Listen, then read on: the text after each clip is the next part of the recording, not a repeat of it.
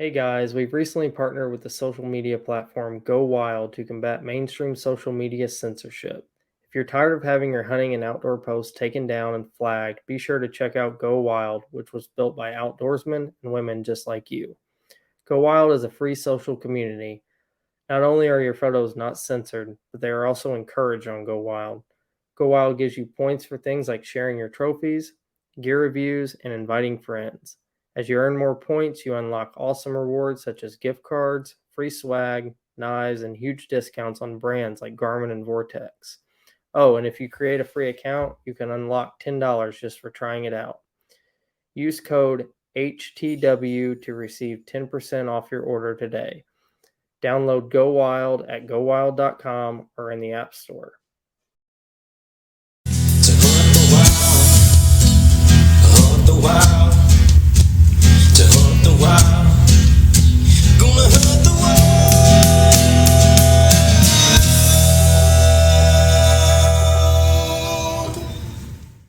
Hey, everybody. Welcome back to another episode of the Hunt the Wild podcast. I'm your host, Adam Bowlds, and today I'm joined with Paul Campbell. How are you doing? Good, Adam. How you doing, man? Thanks for having me on. Not too bad, not too bad. Sitting here sipping some tea, need some caffeine after a long Tuesday. I've got 6 beers lined up for this talk. I wasn't sure how long we were going to talk, so 6. If we get to the end of the 6th beer, I'll probably be real wound tight. You'll be feeling good, yeah. That's it, man.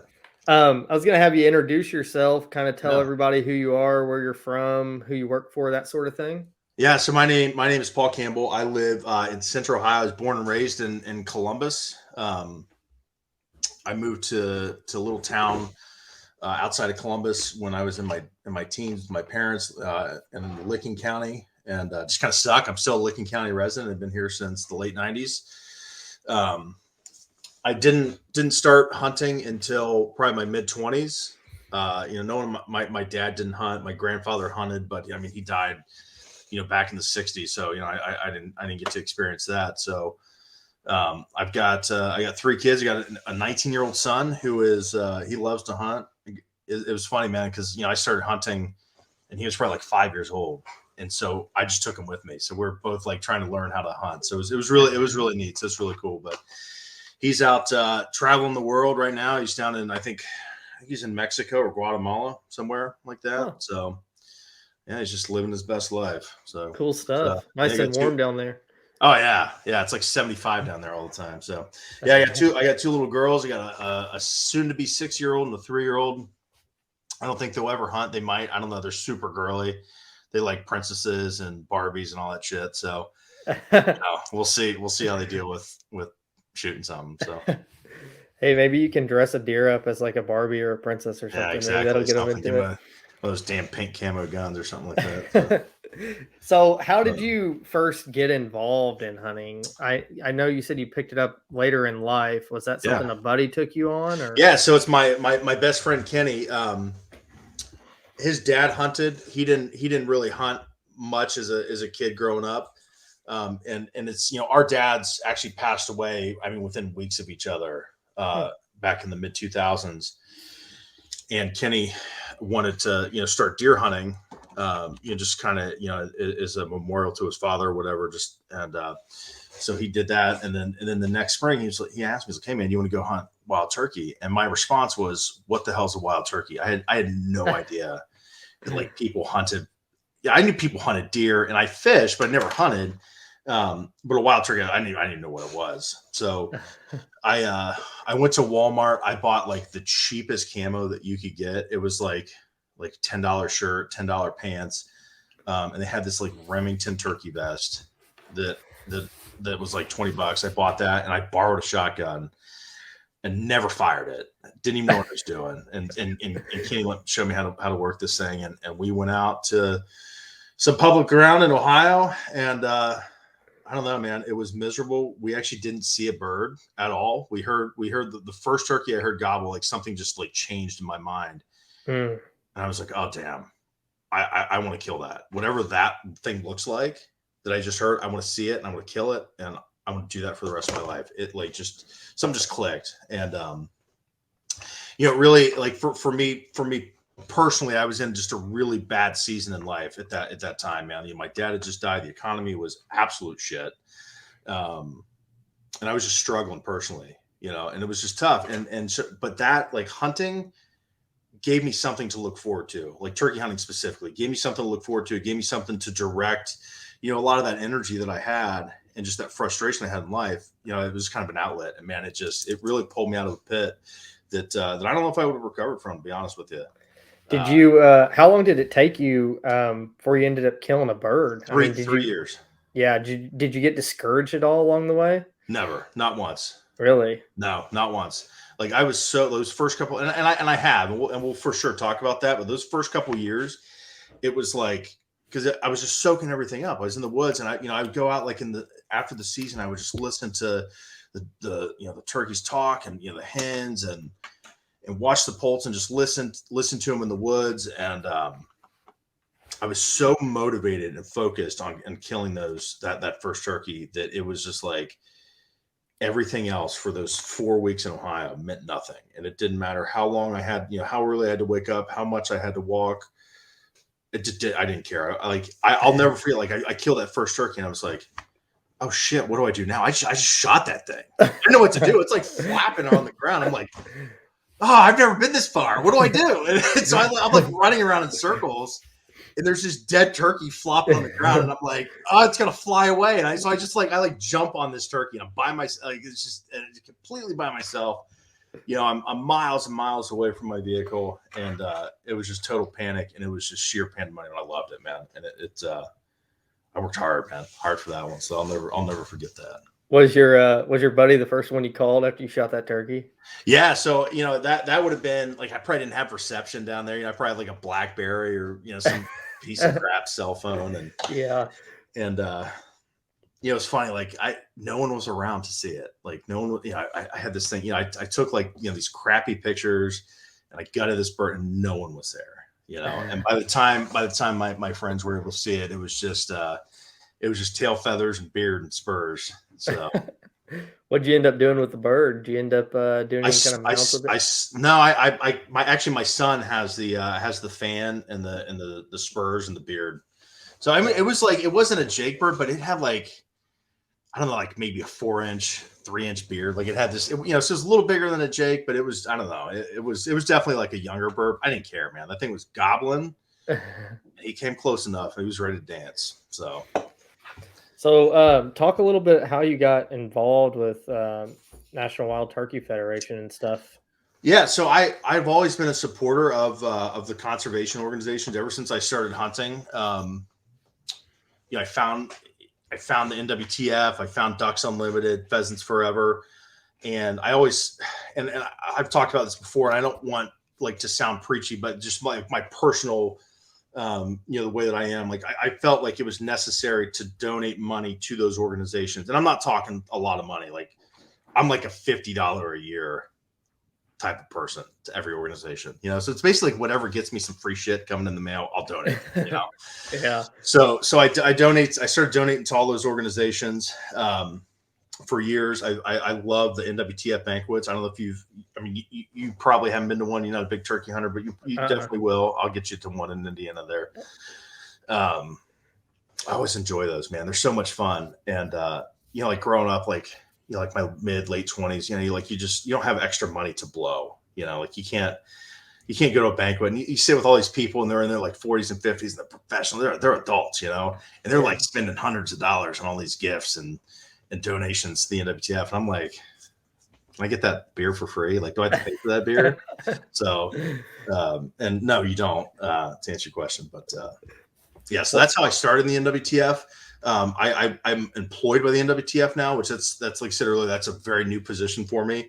I was actually on their website, last fall. I was looking for a new hat. And they had, like, a link on the website. It was like, hey, job opportunities. So I'm like, what the hell is the NWTF hiring for? Like, it was just pure curiosity, you know?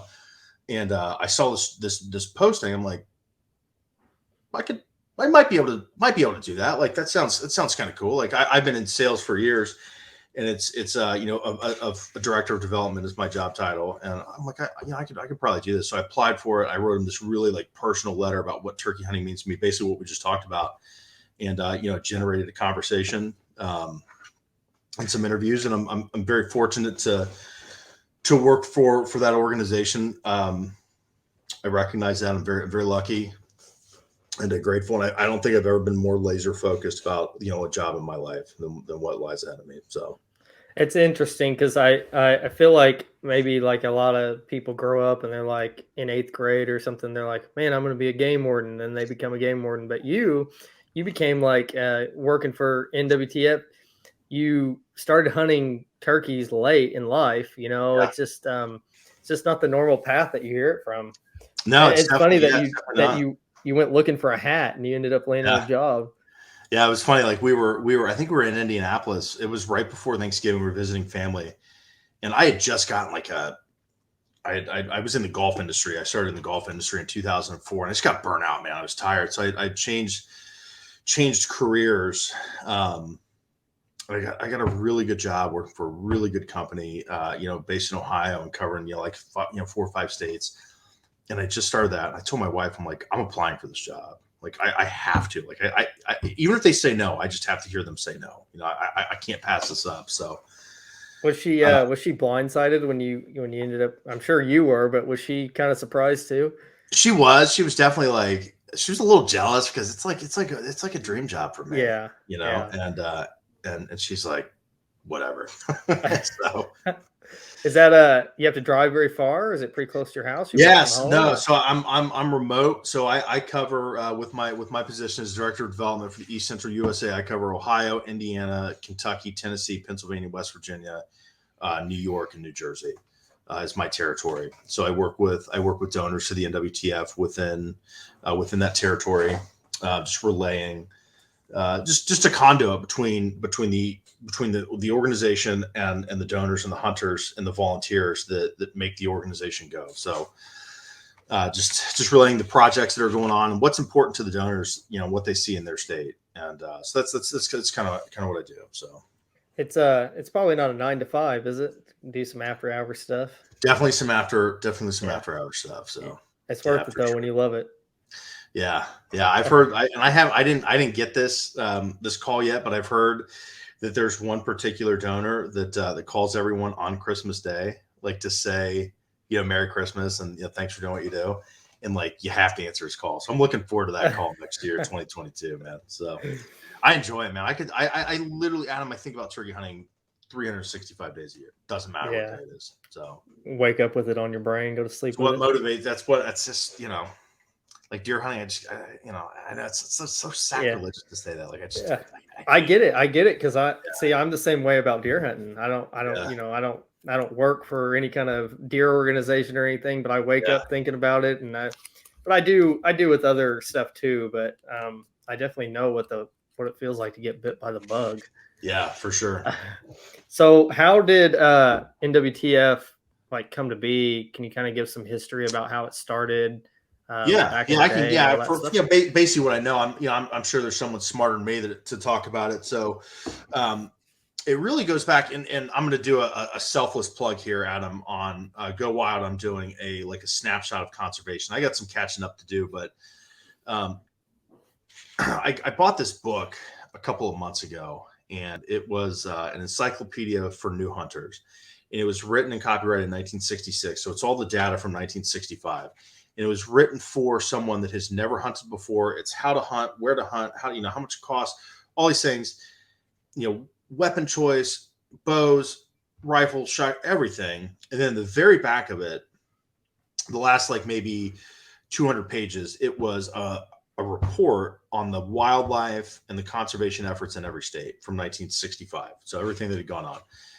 And it's amazing. So you thumb through these. Ohio didn't have a wild turkey season. Indiana didn't have a wild turkey season. West Virginia, you know, all of the states that surround us didn't have a wild turkey season. There were very isolated pockets of wild turkeys in the deep South, in you know, just all the rugged areas of Appalachia, you know, Tennessee, you know, maybe southeastern Kentucky. There might be some, but just very small pockets of wild turkeys, mostly in the South, small pockets in the West with the different subspecies out there. So in 1966, there was really like wild turkey hunting wasn't popular, and there just wasn't very good populations. A lot of people had been doing work, but that conservation work had just started like in the early 60s. There was a guy named Duff Holbrook that in South Carolina, let's say in 1951, was the first person to catch a wild turkey live, like to catch a live wild turkey. And he used a net system like in cannons, and he'd catch this wild turkey, and then he would take that wild turkey or however many he would catch, and he would relocate them to other states that didn't have sustainable populations. And so those wild turkeys would go out, do their thing, breed, and then slow process wild turkeys. So the NWTF was started in 1973, and it was basically as like a way to like channel the energy of like wild turkey hunters to give them a voice when it came to like turkey conservation, because it was still fledgling. I mean, it wasn't growing. It's a very slow process, wildlife conservation. Like you cannot speed it up. It's just Yeah. it is what it is. And so it was kind of it was the way to channel volunteers. It's a volunteer and it's a member-based organization to have one focus, and that is the conservation of the wild turkey and the preservation of our hunting rights, our hunting heritage in this country. And so that's why it was started. And it's definitely it's grown, I think, more than any of those folks that started it. And so I think it was in Virginia, then they relocated to South Carolina. So Virginia and South Carolina have been kind of on the forefront for decades of wild turkey conservation. So that's a long answer to your question. The NWTF and some other organizations have popped up, but the goal is to conserve the conservation of wild turkey, and that's the goal. So were they in Indiana and Ohio? Turkeys were native here, right? Were they? They killed them off, or? Yeah, so they were native to all 49 states. So Alaska is the only state that's never had a wild turkey in it. And so by the we're going way back, like mid civil, like 1860s, no wild turkeys. Like total wild turkey population across the country, estimates are 30,000 wild turkeys. Wow. In 1860. 1910, and so at that time there weren't really any wildlife departments around this country, so there wasn't an effort of conservation. It was an effort of build an industry, build the foundation, the manufacturing background. So there was habitat destruction. I mean, forests were wiped out. I mean, there's nothing. So the habitat was wiped out. Agriculture lands were coming in. Market hunting took its toll. Overhunting from just subsistence hunting took its toll. So, I mean, it was just gone. I mean, absolutely gone. The New England states all the way down until like the early 1910s, 1920s, no wild turkeys, nothing. So I'll ask you this. I've heard this through the years. I don't know if it's true. Somewhere, so I'm in Indiana. I'm right by Kentucky and Illinois, about 20 minutes, 30 minutes from each one. I've heard through the years that like Indiana traded deer for turkeys, or Kentucky traded Indiana and Illinois deer for turkeys or something. Have you ever heard anything like that? I haven't. That wouldn't surprise me if something like that happened, because you have to think, when you've got widespread habitat destruction and loss of food for wildlife, you're really going to have everything's going to have a hard time. So it wouldn't surprise me. I do know, and I read this somewhere a while ago that every wild turkey, in Indiana, Ohio, Virginia, Kentucky, like our little neck of the woods, neck of the country, every one of those wild turkeys is a descendant of those first turkeys that Duff Holbrook caught in South Carolina, because he sent all of those turkeys across the country. And it might be, it might have been 5 or 6 here and there, 10 here and there, and then it just multiplied over the years. So, and that's fantastic. That's crazy if you think about it. Like, that one dude changed the course of the wild turkey forever. Wouldn't that be interesting if they had cell phones and YouTube back then, so they could have tracked the whole journey of it? Yeah, it would be. There's a really neat video on YouTube if anyone wants to find it, and it's about the conservation efforts back in like the 50s, 60s in the state of Missouri, and they actually show like Duff Holbrook and those guys catching wild turkeys and relocating them to Missouri and starting to build the population up again. So really neat stuff if you're into it. If you're weird like me, and So, how much does it cost to be a member? Is there different brackets? $35. $35. $35. Yep. If you go to a banquet, $35 to get in. Usually you get a membership to the Wild Turkey.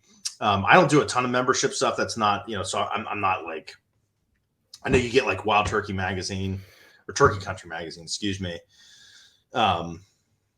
Which pretty neat. So it's not a big investment. The NWTF does a really nice job of putting all of that money back into conservation work across the country. Through different programs and projects that they've got going on. So you'll definitely see that work. Like just in my state, in Ohio, the state chapter, the National Foundation of the DNR just bought like 1,600 acres that they added on to a state forest down in southeastern Ohio, Shawnee State Forest.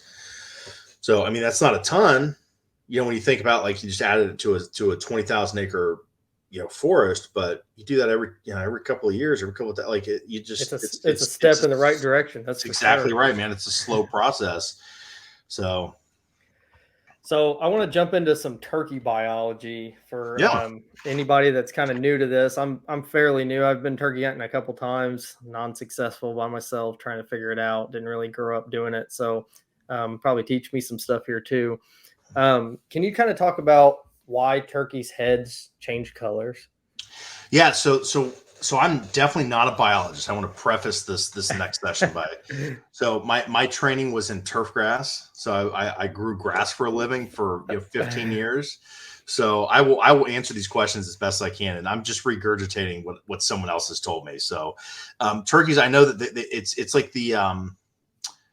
it's like blood flow in there. Okay. Like so they've got the bare skin. It's like your cheeks when you work out. Like I just got done working out. My cheeks are super red. So when they show emotion, like if you get nervous or scared or excited, like the color of your face changes, and that's basically what it is. So it's a reflection of the sunlight on those blood vessels. So it's like if you look at your arm and you can see your blood vessels, like your blood vessel, like the blood in your veins is red, but it looks blue, and it's the way that the light reflects off of your skin, and that's kind of the same thing. And so if they're like, I think that their normal color of their head is red, like some shade of red, but when they're really worked up and they're really like aggressive, it'll be like really dark red. Blue. I'm sure that there's like, I'm sure someone like Mike Chamberlain could be like, oh yeah, there's 38 variations of the color of a turkey head. I have no idea. I know that I've seen it in action. Like I've seen turkeys come in and it's like red, white, and blue. And then they get like freaked out, and it's like they spot you, or this a hen starts putting, and their head just goes completely white, and then they're just gone.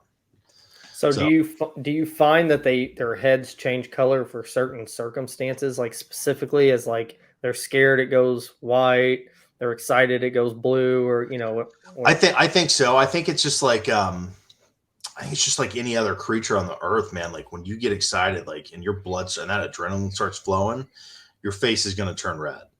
And that's kind of the same thing, with the wild turkey, and they're able to control that, I think better than we are somehow. Like I said, there's probably someone way smarter than me that can give you the, blood flow rates and all that shit. But it's probably going to be super hard for me to see that red and blue because when the yelping. Sorry, go ahead. Oh, I'm a halfway colorblind, so red half the time looks brown to me, and blue half the time looks purple. Man. So yeah. So an idiot's guide to turkey color head. If they're excited and your yelping sounds good, it's going to be bright red. If you scare them, it's going to be white. So I know, and that may not be true, but that's just been what I've seen. So how fast can turkeys run and fly? Do you know anything about fast enough that you can't shoot them when they're running? I know that. Yeah. What would you guess? Probably 30 miles an hour. Yeah, I mean, they're quick, man. They do not mess around. And so years ago, I used to stay at these hunters camps during turkey hunting season here in Ohio, and they're free and they're great. The state of Ohio runs them. And there was this old man. He's like, a deer. He's like, what's the difference between a deer and a turkey? 4 legs and 2. Nah, a deer will see something in the woods and go, what is that? And just stand there and look at it. A turkey will see something in the woods and say, what was that? As it's running away from you. He's absolutely right, man. Like you go, and a deer, what's it do? It stops and it turns, it looks for that. You do that to a turkey, it's gone. Like you're not getting a second chance. So, and they are Yeah. quick. They are quick little bastards. Turkeys and are they fly really fast too, but they're kind of like dumb when they fly. I mean, everyone does it, man. I've scared birds, and you're on a ridge and they'll run 30 yards at Mach 2 and get to that ridge and then just jump off of it and glide for 500 yards. You just stand there and watch them like, damn. So turkeys are pretty curious though, aren't they? Or they wouldn't come into all these calls. that's exactly right, man. Yeah, they're definitely, I think they're for sure curious by nature. They're also super cautious, but like one of the calls is like a kiki, and that's the sound that a lost turkey makes. And it's an effective call in the fall. And any turkey that's close will come and say, "What's going on? Like what's happening?" So Yeah, I'm glad you touched on the fall turkey hunting. So everything I've ever really watched is, goblin turkeys and all this stuff in the springtime.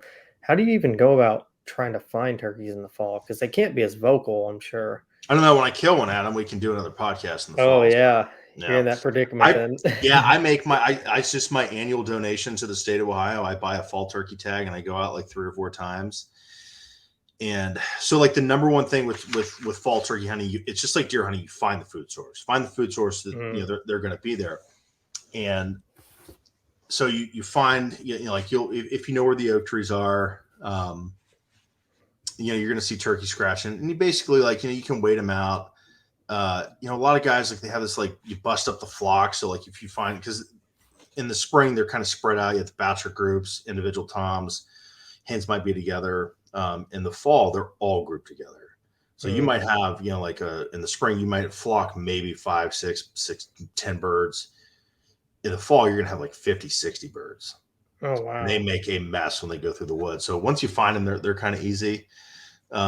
People say like, oh yeah, you just run out and bust them out and, make that kiki call and they'll come back in. I just can never find the flocks. And I mean, I'm not running through the woods with that. I don't know. It's just definitely not my thing. I've tried it. I've had absolutely zero success. And I'm still going to do it next year if we have a fall season in Ohio, that is. But I'll still give it a whirl. So I'm pretty new to this. So I'm going to pretend that I don't know anything at all. Okay. So pretend I'm just going to go in the woods. Maybe I'm going to go in a week before, a couple days before, and I want to try to find a place to turkey hunt. Am I looking for droppings? Am I looking for food sources? How do I kind of tell what's good and what's not good? So, and this is, once again, not a biologist. This is just kind of my personal opinion. From everything that I've seen and read, and just personal experience, a turkey's favorite food is a bug, and it doesn't matter like what kind of bug or worm it is. And where are those? Everywhere. That's where they're at. That's what they're looking for. They love that like real small, green growth. There's a lot of nutrition for them. A lot of bugs in there. So patterning, I feel like patterning turkeys in the spring, especially, is you're not going to do it on food sources. You might do it on water. For me, the easiest thing, like when you're scouting turkeys early season, go into the woods, and if you're in hill country, find the highest hill on the biggest ridge, and just go stand at the end of it and just listen and just stand there. And if you can find an area to where you've got a ravine, a holler, a hollow, whatever you want to call it, right, left, in front of you, you're going to be able to hear where they're at. And so for the most part, once they're there, they're always going to be there, and it's just getting them to get close enough is the challenge, obviously. But once you find them in that early season, they're going to be pretty close. It's not like deer. You blow them out. I mean, I've personally blown turkeys out on public land, like walking in, blowing them off the roost, in the morning or in the afternoon, and then they're gobbling 2 days later in the same spot.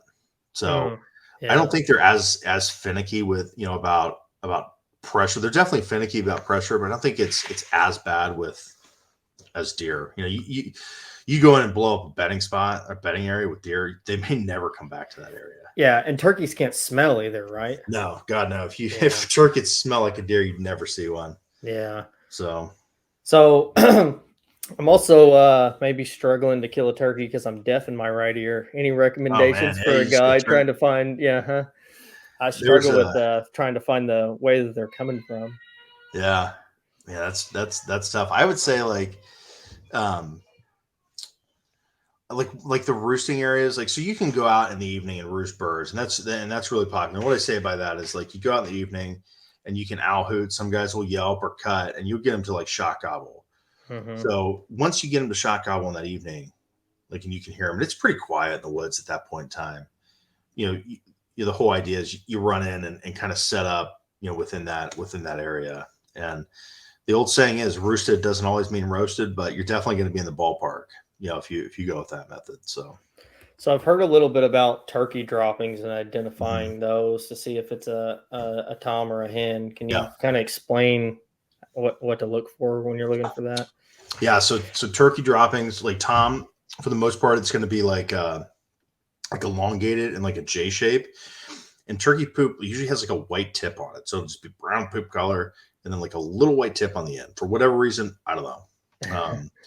I've been told that's primarily, I've read too that that's primarily your gobblers. Hen droppings are more like kind of like circular, like they look like dog piles. If you're in like a roosting area, and so turkeys, they might not roost in the same tree every night, but they're going to be in that same Area. they're going to be in that same area, and they'll have like a couple roosting spots. So like I said, like once you find that roosting spot, like you're going to be in the vicinity. And so like they'll pick their feathers out. So toms, they have like a black. I should have grabbed some turkey feathers, but they'll have like black tips on them. Hens will have like kind of like brown tips, I guess, or like real light brown tips, reddish tips. But so yeah, if you find those, if you're walking through and you see a bunch of feathers and poop on the ground, like you're probably in a roosting zone. And Now, drop a pin on that location. do hens and toms roost together? They'll roost pretty close. Yeah. So Okay. I mean, I've been in the woods and I'll have 5 or 6 hens around me, and they're in the trees and they're cackling and everything, but there's no toms. They're not gobbling at least. And then you'll be in a roosting area, and it'll be 10 toms and no hens. So, or once again, who knows? I mean, maybe the hens are quiet. It's so hard to tell. I mean, they're going to be they're living animals. They're going to make up their own mind, what they want to do. So do turkeys like any kind of specific terrain when it comes to roosting? I've heard that they like to roost over water. Is that true? Yeah. So where I hunt, man, they are like clockwork. I hunt some real steep hilly country in southern Ohio, and they roost on the bottoms in the river bottom. They hit the ground, they start feeding, and they go straight up the hills and the ridges into the hardwoods. And then they'll circle those hardwoods, and they'll come back into the river bottom, and then they'll just do that all day. And they're just like on a loop, and there might be a 3-mile loop, but they definitely like. I know people always say that they like the pines, the evergreens, get a little more cover, especially early in the year. I'm sure this time of year when it's windy and cold at night, they're going to be picking off in a pine tree as best as they can. So, but. Is there any reason why they like to roost over water, just so they can hear stuff, maybe? Or I think it's probably a lot like deer. Like they know that they can get away. Like if a predator gets in that tree, they can. If they hit the ground, they're close by. Obviously, it's a water source. They might hit that water early in the morning. So if there is, I've not figured it out yet. So the shot gobble thing. Yeah, love it. What's the deal with turkeys wanting to shot gobble in the spring at like train horns and truck doors and everything in between? A couple years ago, I was driving down the road. This is like maybe July or August, and there was like, I don't know, probably 10 toms walking across the middle of the road, and I was going pretty slow. I saw them coming, so I slowed down. I get within like 20 feet. And turkeys are kind of stupid. So they're like looking at me, and they're just putzing, shuffling along. So I blow my truck horn at them, and every single one of them gobbles at it and just takes off running. And so I've been in the woods, and this happens a lot. It's funny, like, you deer hunt, like you get out and you're like quietly closing your truck door. Dude, I get out and I slam that thing as loud as I can because there's something close. It's going to gobble at me. It doesn't always happen, but I mean, my son and I were at some public land here in Central Ohio. I get out, I close my truck door, boom, there's a turkey 40 feet away from us. I mean, it's 40. No shit. Yeah, 40 feet from it. In Ohio, you can't hunt that close to a road. So, be like, okay, which way is he going to go? And Yeah. guess totally wrong, but still, like, they're right there. I don't know what's behind it. I think it just kind of startles them, and that's their anything loud. It could be a yelp, it could be a crow call, it could be a cut, truck door, horn, crows, anything. I've had turkeys gobble with dogs barking, geese. So I feel like it's a natural enemy. Like if it's a goose, they just don't like geese, So like gobble at them, So do you find what do you like to use to try to get them to shot gobble? Do you find anything being better than anything else? Yeah, so I use, I don't know, this guy right here. This is a Woodhaven tube call. It's supposed to have a little latex top on it. This is like the loudest turkey call that I think. A tube call, not specifically from any tube call. Man, this thing is loud. Can we hear it? It doesn't have the latex on it. Oh, okay. But, so and my kids are probably half asleep too. So I don't think my wife would like that, but because it'll wake them up. I mean, this sucker is loud. But so I'll use the cut on that. I got so many turkey calls. It's ridiculous, but I don't have all of them here. A crow call. This is another really, really good one. This will get them to gobble. Like, I mean, you hear crows, all the time. This is an older owl call that I've had, the Hooks owl call. Mm-hmm. I'll use this first thing in the morning. Maybe like a half hour before sunset or sunrise. You can use it at night too, like to roost turkey. So if the sun goes down, 8:30 or whatever, 8 o'clock, you're out there at dusk, a little after, you can hoot at them and get them to gobble at you. So is there a time that's too late to be trying to get them to shot gobble? Like if you're in the woods the night before, like you don't want to be there at 12 o'clock in the morning. No, because they're just asleep. They're not going to gobble at it. So I mean, if anything, like if you wake them up, they're going to be like, whoa, what's going on? And they might blow out of that tree. I doubt it, but yeah, it's not going to be very successful. They're definitely loud when you blow them out of trees. I've walked in deer hunting before and blew them off the roost, and 2 or 3 o'clock in the morning, it's enough to make you jump pretty high. Yeah, I've been hunting turkeys as spring turkeys, and you're just moving through the woods and you blow them out of trees at 9:30, 10 o'clock, and it's like, what are you doing? You're supposed to be on the ground 3 hours ago.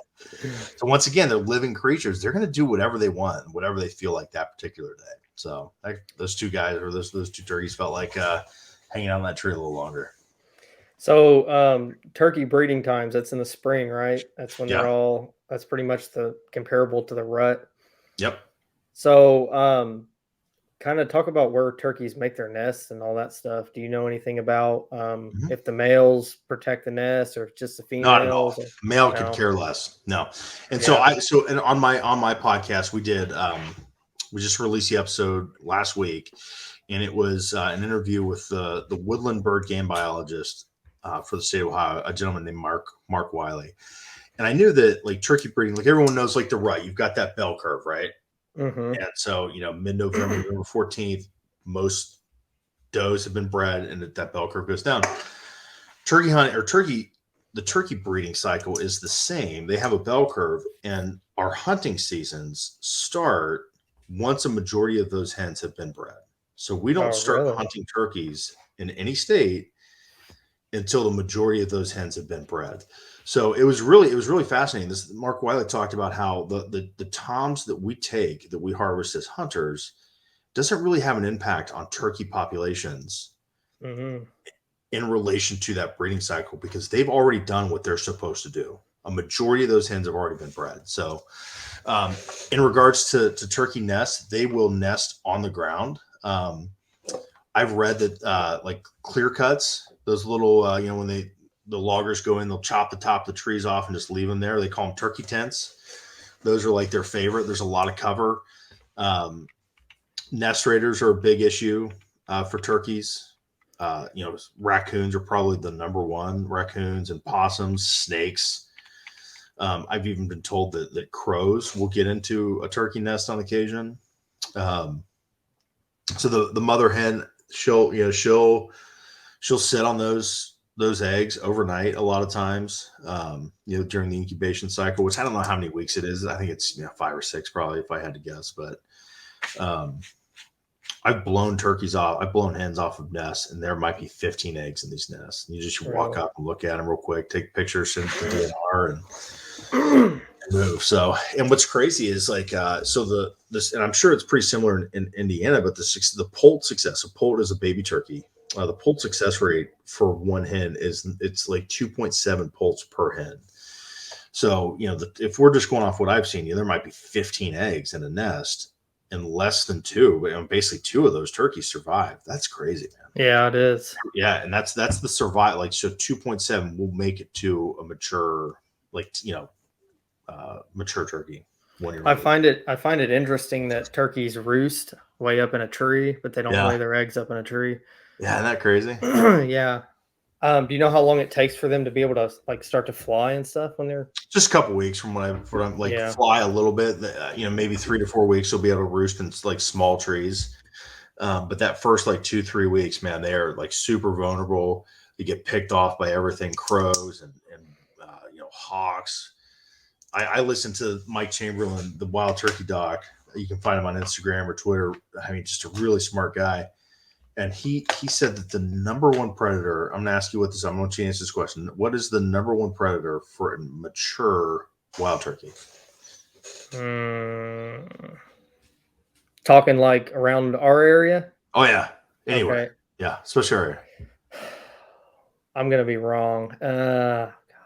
Of course you're going to be wrong. I got two. I'm going to throw out 2 guesses. Yeah. The first is going to be a bobcat and a coyote. Okay. An owl, a freaking owl, a great horned owl. Number one predator for a wild turkey, a mature wild turkey, an owl. No kidding. I was shocked when he heard that. Yeah, he said he talked about it on the Meat Eater podcast last year that he did with Rennell and those guys. The number one predator of a mature wild turkey, a great horned owl, an owl. I'm like, man, that's not what I would have thought. I would have said bobcat and coyote for sure. I bet they're screaming and squealing when that's going on. I bet there's a lot of feathers flying. Yeah, if I was in the woods, I'd be killing an owl, which I'm pretty sure that's illegal. But yeah, I think so. I'd probably just watch and like, damn, got another one. So, how long do turkeys live? Do they live a couple years? They live 10 years? I read an article a couple years ago about turkey life cycles in the state of Ohio, and I think the average was 4 years. It's not it's really hard to age a turkey for people like you and I. Like, it gets pretty technical. It's not beard length, it's not spur length. Like, there's some way that their feathers grow on their tail fan, that that's how smart people age turkeys. It is not beard, it is not spur. Those are not good indicators. So I've heard some people will harvest turkeys that are 8-9 years old, which, I mean, those things got to be beer too, Adam. Sorry. An 8 or 9 year old turkey, I mean, that thing's got to be massive. So, oh my gosh, what's an average size turkey, just so we can know what's big? I'd say probably average. You're probably getting maybe 16 to 19 pounds, if I had to guess. They're not with the guts in it and everything. Yeah, I mean, if you get, especially in Ohio, the beard that's hanging behind me, this dude, that thing that's almost a 12-inch beard. That thing is massive. That was a massive turkey. That thing weighed 24 pounds. It was the biggest turkey I've ever seen. It was huge, the biggest turkey, and they're not all like that. I'd say 18 to 20 pounds is probably a pretty good number for an Eastern. And Easterns are the largest subspecies. Okay. Everything else after that, Merriam's, you see pictures of them, they look bigger, but I don't think they are. Everyone, it's well documented. Easterns are the largest subspecies. So you're talking about the beards a little bit. I'll ask you this: have you ever killed a hen with a beard, and what's kind of the deal with that? Do you know? I have not, and it's not because I've never had the chance. I've never seen. I mean, I've seen bearded hens in the wild. I've never had them within that kill shot. And this is just me, man. If it is legal in your state, do it. I'm not going to judge anyone. But this is just me. I feel if you kill one hen, you talk about 2.7 poults per hen. I've just killed 4 turkeys with one shot. Yeah. And my goal is to be is a hunter is to hunt turkeys, until the day that I die. And I want those 4 turkeys, and with in this case, really I would just say 4, but so that's just me, man. But if someone, I would never judge. I would never say, well, why'd you do that? You do you. I'm not, that's just my personal belief. So Do you know why hens get beards like that? It's kind of I some think kind so. of I've read weird that genetic it's like, thing. yeah, it's like less than 20% of hens will get beards. I've seen some ropes on hens, man. I'm talking like 10-inch beards on these girls. Really? Yeah. The bearded ladies. The bearded ladies. So it's just some sort of like, I don't want to say defect, but it's just some sort of like genetic Yeah. marker that they have in them. And they've got like big tail, like hens have big tail fans too. Like I've seen videos of hens with like bearded hens, like puffing up their feathers and like strutting around like a tom, like protecting their nest. So Huh. I'm sure they use it to look bigger than what they are, like chasing snakes off or something like that. But Yeah. So kind of back to the age thing. I've heard I've heard turkeys get smarter the older they get. Is that true? God, I feel like anything in the wild gets smarter as it ages, Yeah. right? Do you So feel like you get smarter the older you get? I definitely get smarter, but my knees start to hurt more, my back starts, so it's just like I get lazier Yeah. So I would say, and I'm basing this off of like no actual facts, just other than like what I've seen personally, and like just you hear other people talk. Like so, like if you look at humans, like as males, like we're 18 to 23, we're like cranked up, man. We're out, partying, we're looking for tail. We're just nuts. We're just crazy. So like an 18 to 23-year-old male, like equate that to like a 2.5-year-old turkey. Mm-hmm. So those are the ones like that when you're out yelping on your box call, they're gobbling and they're running in at a full sprint. They're strutting and they're, and so those are the ones that are killed the most because they're quite frankly, they're the most sexed up and they're the dumbest. Mm-hmm. They're just not thinking clear. So you get those. There's one turkey that I hunted hard for a couple years, or for one season rather, down in Ohio. And this bird, like I saw him a few times. He was huge, but he had this really like like an old man, like when they talk, they have like the kind of like that gravelly voice. It's Yeah. like, I got him. This turkey would gobble, and he sounded like an old man talking. Like he had this the strangest gobble. I'm like, dude, that's got to be like a 9-year-old turkey. I have to kill this thing. And that turkey knew that I was not a real hen. And never came because it was kind of an intersection and he stayed on this piece of public or private that the landowner was real strict about, like would call the sheriff on. I'm not going to trespass anyone, but especially that guy, and it would never cross this creek, man. And I would see this turkey and I'd see him go like, you could just you'd throw out, you could just clap your hands, just this throaty voice. And they're just smart. So in nature, the male gobbles, the hen comes to the male. That's how nature works. So we're yelping, we're the female in this scenario. When we're trying to like get them to go against, they know what's up, and unless you get like that turkey so worked up to like, I've got to see this hen. I have to go over there. And that's where, some calling and moving around, all that stuff comes into play. But yeah, I think the older they are, I think they definitely get smarter and more cautious for sure. So I use a lot of trail cams when I deer hunt. Is that a thing in the turkey hunting world, using trail cams to kind of monitor activity? I think if you're on like, well-managed piece of private property, I think, you're going to have trail cams, but I live in the public hunting world, not because I'm some righteous public warrior, whatever you want to call it, because I just don't have land. Yeah. So, I'm in that game too. Yeah. I've put up a couple trail cams for deer, over the years, but I've never even once thought about putting them up for turkeys. So we talked a little bit before we jumped on here about a video about shot gobbling. You were telling me a little bit about. God. So the guys it's on the Drury Outdoors Instagram page, and it's this dude. I think his name's Dan. I'm not sure who he is, but just some guy was out hunting turkeys or scouting turkeys, and it's So we talk about those juvenile turkeys, those 2-year-old turkeys, like they will fight to establish a pecking order. That pecking order travels with them for years, until the top boss gets knocked off. Until the top boss meets Paul. Oh God, we're at it, right? Any of us. So these two turkeys, like when they fight, like they will like bite each other's faces, Huh. and they'll like wrap their necks around, and they do this thing called a fight and purr. They're just making all this noise, and there's probably like 5 or 6 of these juvenile birds. They have little short, stubby beards, and you can just tell like they're kind of smaller. Their tail fans aren't huge, so they're definitely like juvenile birds. And these birds are like they're like 2 feet from this guy. And at one point, they walk like these like 2 birds like walk over this guy's feet. And for whatever reason, one of these turkeys gobbles, and the guy that's recording it was so loud he jumps. And one bird gobbled, the other 6 gobbled, and then so I mean he is like less than 5 feet from all these birds when they gobble, and it was so loud he jumps, and you see the camera shake. It was really Did it scare them off? They were right there. I mean, the video ended maybe like 10 seconds later. They did not move. They did not move. Yeah. They didn't know that guy was there. They just kept right on going. So, the best turkey footage I've ever seen. I mean, because it is like any moment this guy could have reached out and grabbed one of those turkeys by the neck, and they would be like, "Oh shit, what just grabbed me?" I had no idea he was there. I don't think I'd want to get scratched by one of those. Oh man, they would light you up. So, do you ever play with any decoys, or you're always pretty mobile? I've used decoys in a couple scenarios.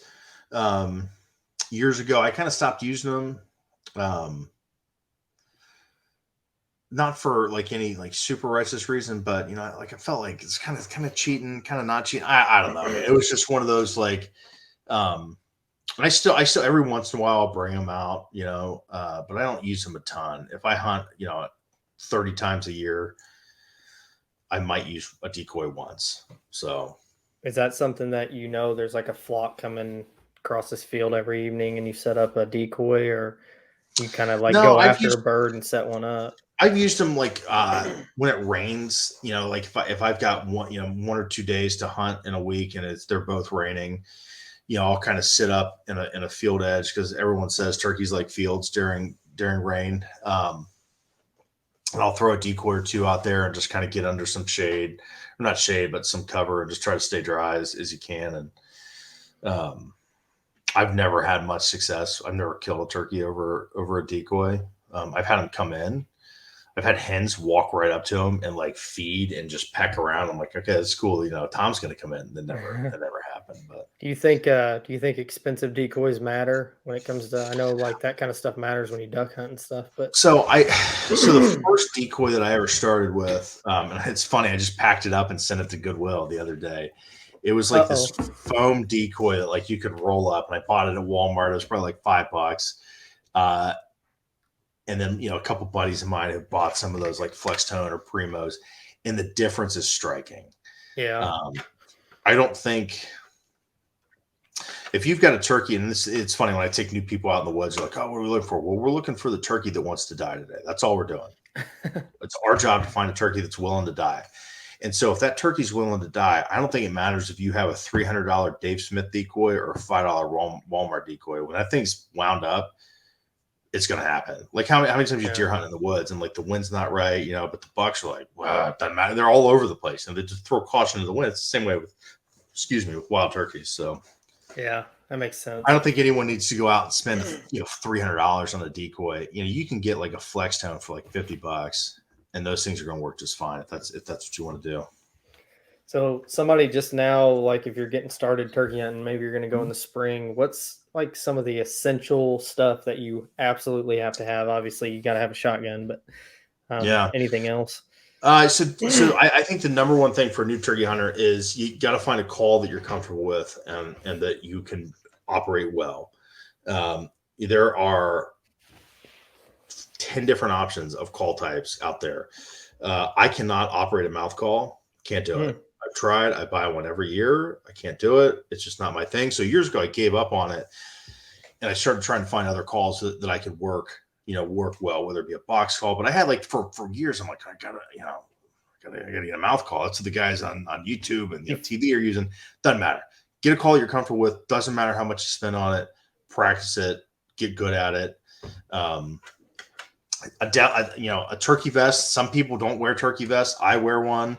It's got all your pockets and everything for all your stuff and all your calls. So a call that you're comfortable with, a call that you can operate well, definitely a turkey vest.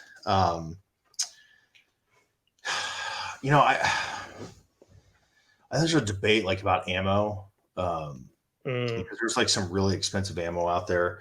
And I'm not gonna lie, I use it. I use the TSS, and I don't use it because I can shoot like 80 yards, which you definitely can. I use it because it packs a wallop, and I will shoot over 40 yards, and there's no questions asked, man. I hit that bird, done. Like it's game over. And then there's guys that go out and they kill a bird every year with the $5, Remington Nitro or whatever it is. So when you're buying that ammo, it doesn't matter how much money you spend on it, shoot it before you go out. Pattern your gun, see what it's going to do. And if the ammo is all over the place with your gun, buy something else. So that's very important. There's nothing worse than an unethical shot because you didn't pattern your shotgun. you know what I mean? What's a good distance to pattern for turkeys? So this is just me. This is how I start out. I start out at 20. I'll shoot a couple rounds, see where I'm at. I go back and forth. I've had like 5 or 6, maybe 10 turkey. Not probably not 10, but probably like 5 or 6 turkey guns over the years. Different sights. I'm always fooling around with those.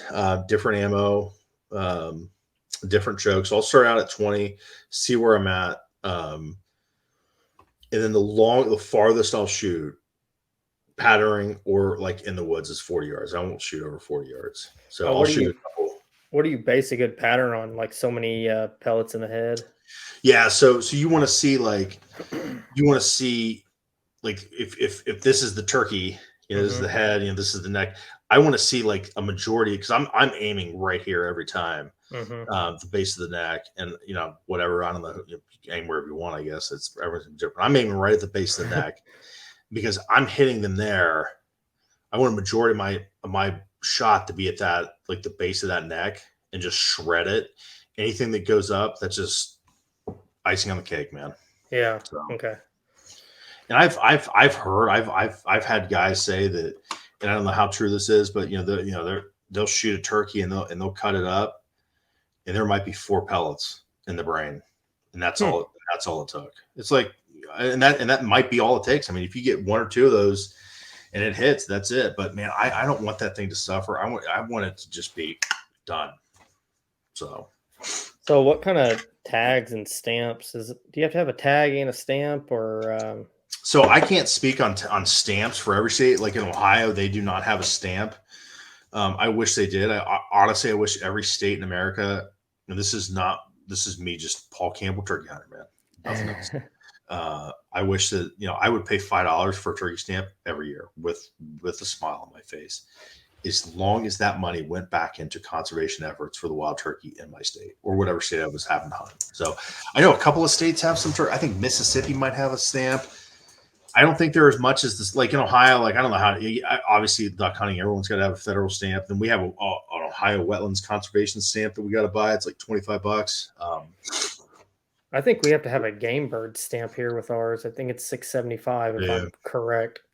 It's been so long since I bought a tag, but yeah, I think you got to have a tag and a game bird stamp or something. Yeah, I know. I've hunted like Virginia and Tennessee and some other states, and like every state's different. Check the rule books. Like one of them you have to buy like a $5 like public use tag, and if you're hunting this zone, like in Michigan, you got to buy like tags for this zone and licenses for this zone, and you can only hunt there. And it's just every state's different. So, but I wish we had 49 states with turkey conservation. $5, man, that's all we need. Doesn't need to be much. I don't want to break the bank, So. If you're gonna pick a state, like if someone said you can go turkey hunt anywhere, where do you think you'd pick?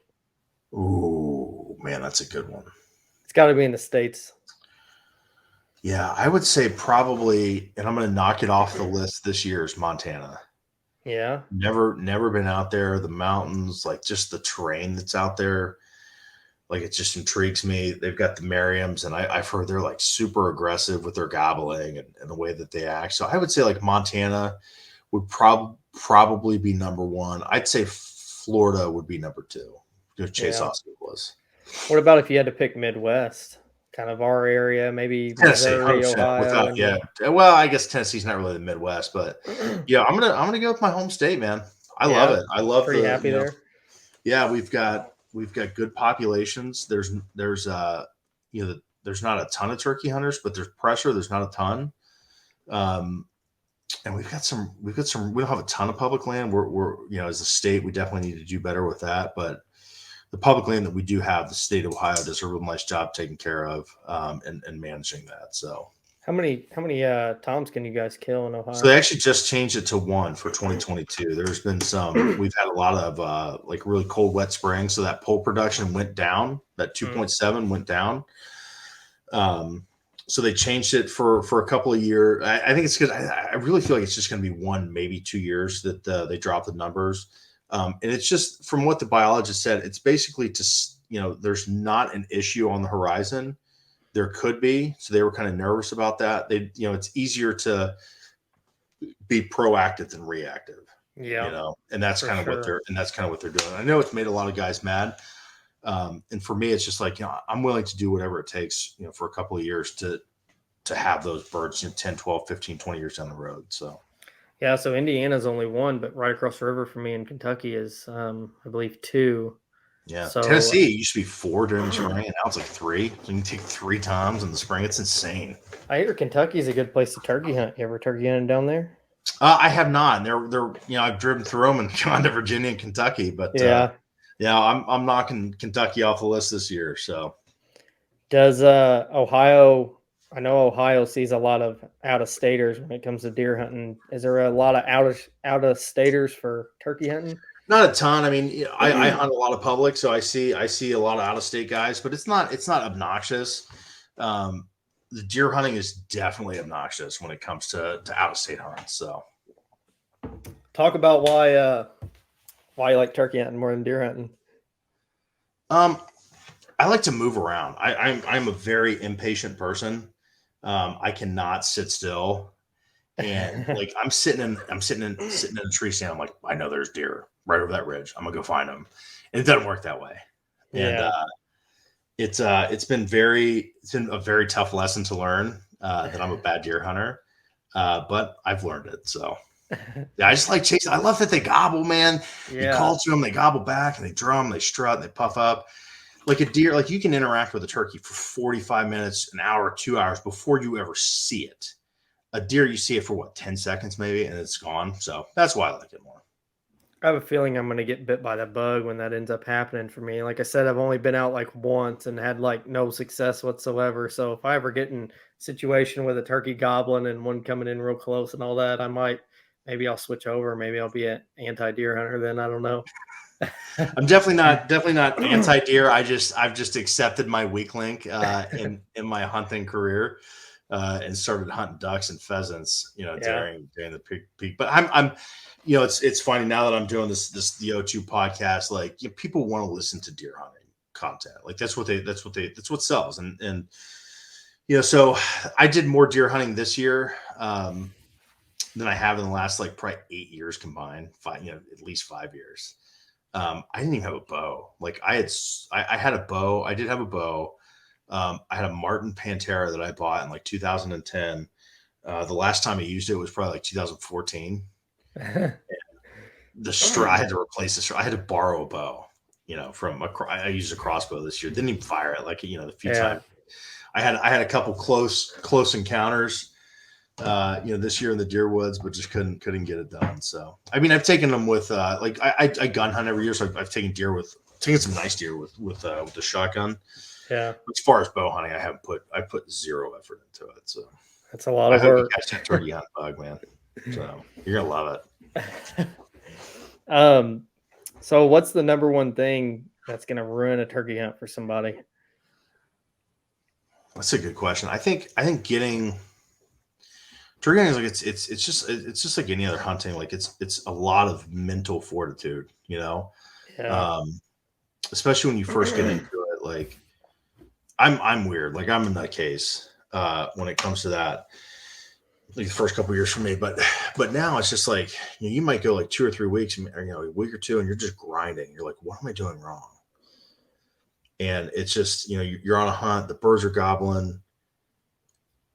It's 6:30, and then they shut up. They're gone. You're like, well, what am I doing? What's going on? And so it's real easy to get in your head and just say, okay, I'm leaving. I'm going home. Or I'm not going to take. I'm not going to walk that extra 1,000 yards or whatever it is.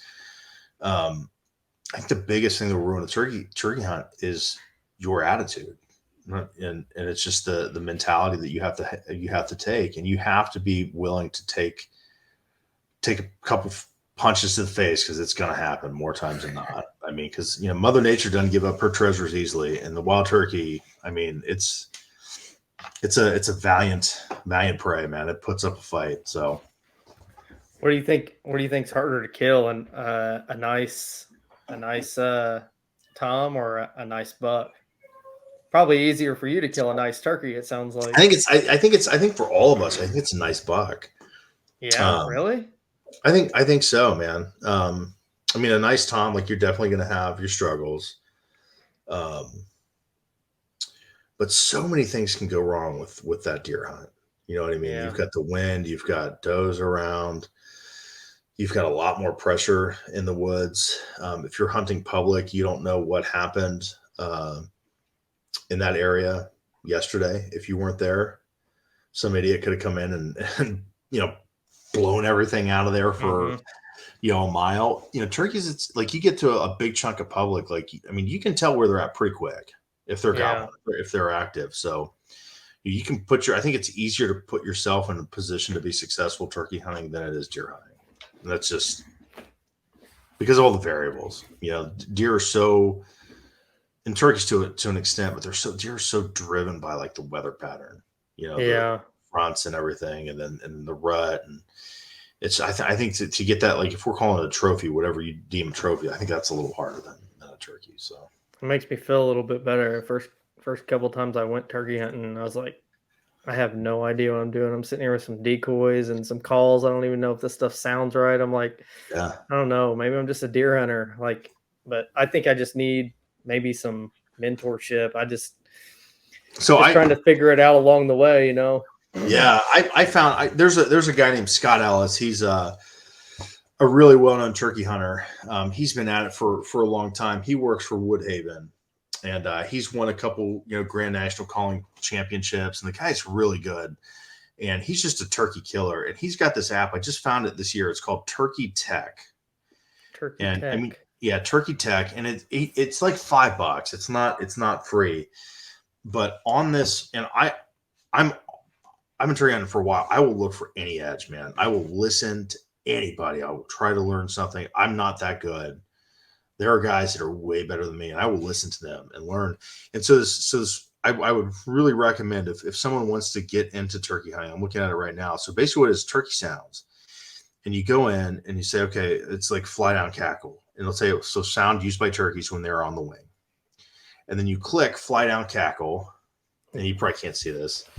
But so it's got all the sounds that you can listen to, and then you click on the stream, like you click on a button or tips, and it will have a video of Scott Ellis, this world champion caller, demonstrating how to make this sound on the mouth call, on a pod call, on a box call.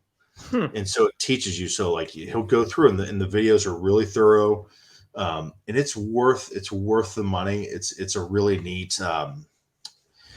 Like it's just a really neat app to learn how to do, like, just it's basic all the way up to like super advanced turkey calling techniques. So it's really good tool. I'd highly recommend it. Do you ever find it frustrating that you can't use a mouth call? Because I imagine that you're sitting up posted maybe against a tree and you want to make a little yelp or whatever sound you're wanting to make, but you can't. You got your shotgun up, so you can't scratch on a slate or on a box call. Yeah, so I use I got this dude right here. It's a little trumpet. Huh.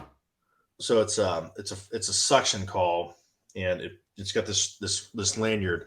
So I will have this thing right here, like on my gun, and I can just do. I can't do it loud. I can't do it right. Yeah. So it probably sound like shit, but. And so if I need to do a little yelp, it's right there. So you just hold it in your mouth. Yeah, I just keep it up there and just give it a little yelp. No issues with trying to aim and all that stuff. No, I started hunting out of like a chair a couple years ago, like probably 5 years ago, and I love it. Brett and I talked about this. I absolutely love it. I'll never go back. Like, people make fun of me for hunting out of this thing. I'm like, kiss my ass, man. Like, you don't have, because I'm out there like, like I said, you may be set up on a gobbling bird for 2 hours while this thing's coming in. You're just sitting there. And if you don't have, if you just got like a little turkey seat, like a cushion off your vest, your ass is going to hurt. And the people that don't have those are like standing up. They're like, hey, you mind if I stand up? I'm like, yeah, just buy a seat, So, but it is kind of cumbersome. So, but I hunt with that, and I'm able to like kind of like tuck in. I got my knee up and real tight. So I can hide. Like, I am all about. A lot of people like have been super successful just like getting up against the tree. I get in brush. I get in weeds. I get anything tall. I want to completely disappear because it's going to hide my hands. So the inability to not use a mouth call, I've adapted to that. Yeah. And the seat has been kind of that because I can set up anywhere. So is the I will get in some shit, man. Is the seat pretty low to the ground, kind of like a seat you would put on like a bleacher at a football game or something? Oh yeah, it's like it's your butt's maybe 2 inches, 3 inches off the ground. Okay. Does it take pretty fast to pop out? Oh, it's fast. It's quiet. The only thing it's kind of cumbersome because it is big, and it's I'm a big dude, so it weighs like 5 or 6 pounds, so it's not that heavy, but it is cumbersome. I will say, like, it is a pain in the ass. Yeah.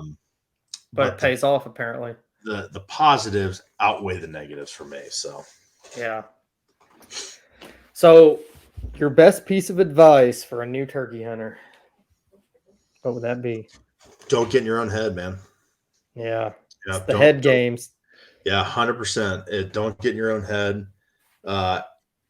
And so we did an interview the other day on the podcast with a really well-known turkey hunter, and we were talking about calling, and he made the comment like plenty of turkeys die without calling, but most of them you got to call in. So don't get in your own head and learn to call. Like, just don't necessarily. You're not going to be the best when you first start, but be confident with the calling. And that was one thing, like when I first started hunting, I wouldn't be confident when the time came because I'm like, okay, does it sound good? And dude, half the time those turkeys don't care. You sound like a hen. You're going after that, 18 to 22-year-old male gobbler that's like, he can't even think straight. And you sound kind of like a turkey. I'm gonna go check it out. So, just be confident. Be confident with your calling. So. You probably gotta play around with it a little bit to figure out what works and stuff too. If you always just sit there and never do anything, then you'll never learn. So I start I've got all these calls. I probably have 30 turkey calls. I start screwing around with them. Sometime like I don't know, mid-January. My wife right about now. Absolutely hates it, and she's like so frayed. Like her nerves are so frayed by the beginning of the season. She's just like, please just get out of the house. And my daughters, I've taught them how to work the box call. So they'll walk, like I'll like casually leave it out where they can get it. And so they'll walk by and grab it, just wah, wah, wah, wah, wah. It just drives my wife nuts. So, but my wife can use a mouth call, which really pisses me off. Uh-oh. Does she turkey hunt? Oh, hell no. No. Just does it to irritate you. Yeah, it just does it to irritate me. No, she wouldn't wake up at 2:30, 3 in the morning to go out and chase turkeys. That's not her deal. So you're a public land guy. I've got to imagine that you've seen some crazy stuff hunting turkeys, or maybe just on public land in general. Any wild, crazy stories that really stick out to you? So in Ohio, and this is kind of rare, people all over the country are listening to your show. I've seen 2 black bear in Ohio, and that is a rarity. And both times they were turkey hunting. The first time I'm, working a bird and I see something move out of the corner of my eye, and it's big. And I look over and I was like, oh, someone let their black lab out. Like this lab is running through. And I'm just watching. I'm like, oh shit, that's a bear. And like out of fear, I like stood up, and this thing's 100 yards away from me. I mean, it's literally like, it's like the tiniest black bear ever. And I stand up and it sees me and it bolts.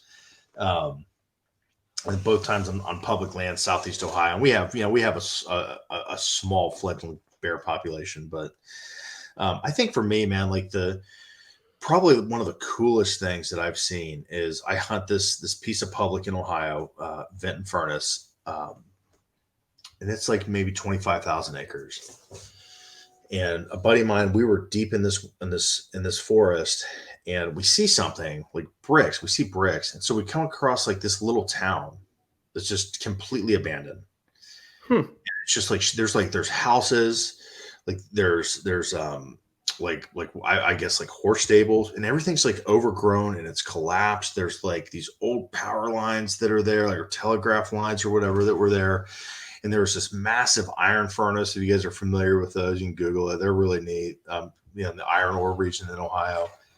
And it was just like this old town. It's like a mining town or like something. Mining town. People live there, and there were old houses, and it had been. It had been abandoned for hundreds of years. I mean, it was just the brick and the stone that was left. All the wood had rotted out. That's how old it was. It was really neat. So that's crazy. Yeah. So I haven't seen anything like, major.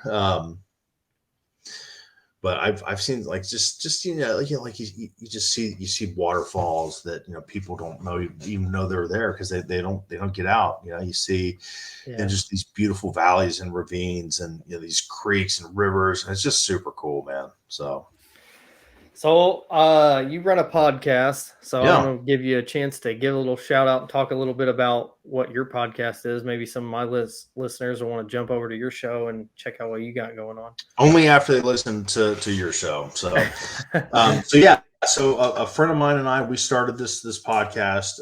It airs on the Sportsman's Nation Network.